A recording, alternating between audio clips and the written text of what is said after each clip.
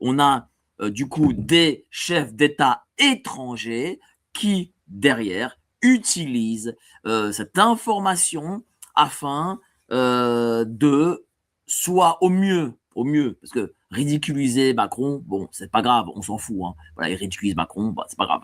Mais ça, c'est au mieux.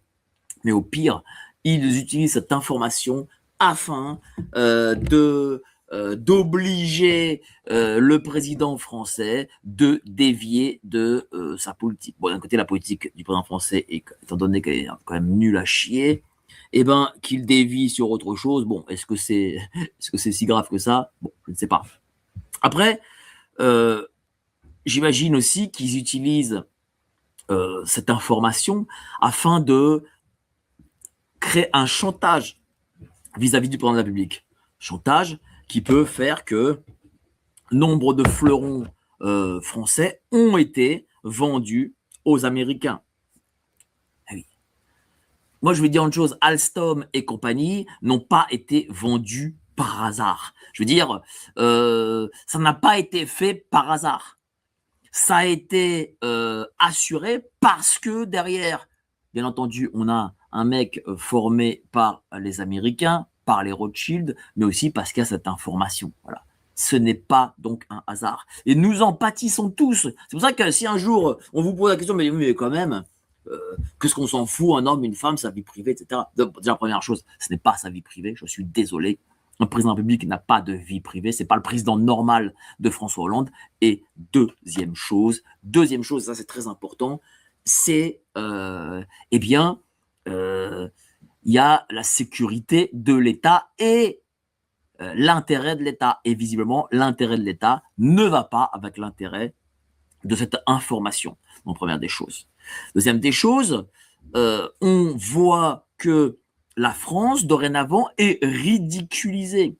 Je disais en préambule, a-t-on déjà entendu Ronald Reagan se moquer comme ça de Mitterrand, publiquement, en tout cas en conférence de presse? A-t-on entendu, je sais pas moi, Jacques Chirac moqué par George Bush en conférence de presse? Non, cela n'est jamais arrivé.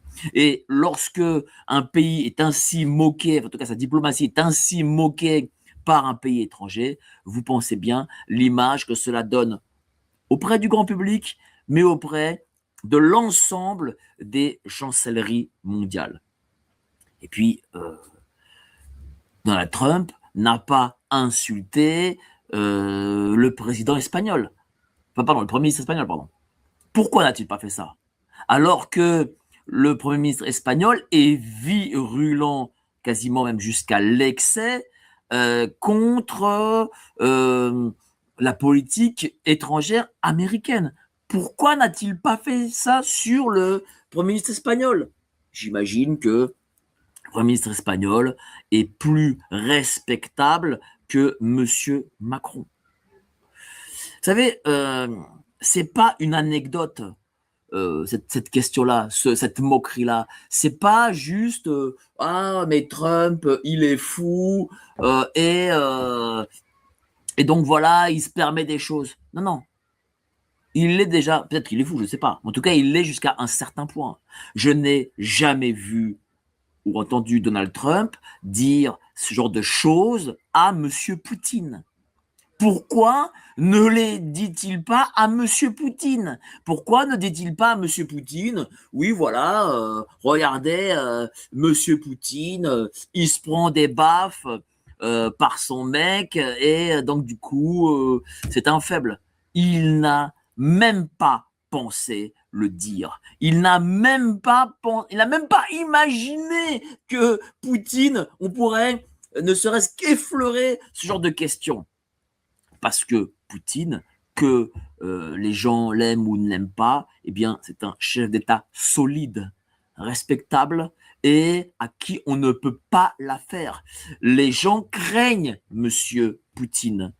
Les gens ne craignent pas Monsieur Macron, en tout cas à l'étranger, ils ne le craignent pas. Ils savent que s'ils dépassent les bornes avec Monsieur Poutine, eh bien, il va se passer des choses. Ils savent que la Russie est un grand pays et donc, du coup, ils ne se permettent pas ça. Rappelez-vous, lorsque Monsieur Poutine est venu en Alaska dernièrement, sur cette grande conférence de presse concernant la guerre Ukraine-Russie, eh bien, qu'est-ce qui s'est passé? Il s'est passé que M. Trump a fait des ronds de jambes, a été mielleux, s'est même abaissé, il s'est rabaissé même.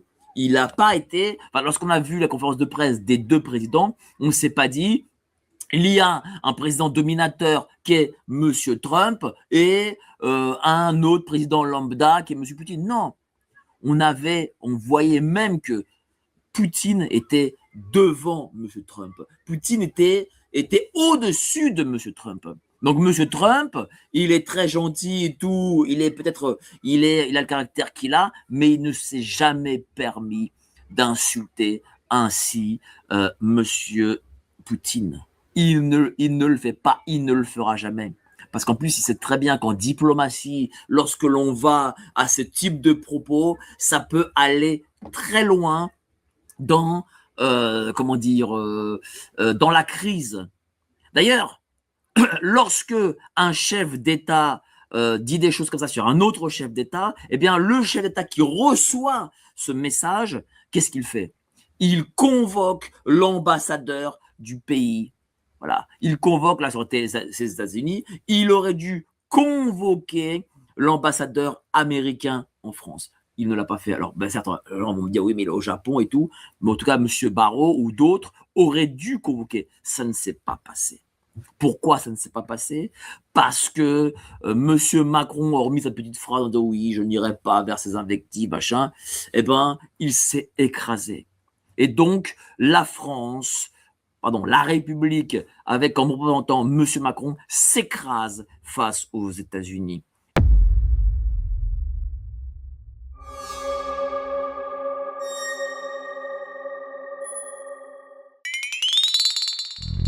Yeah.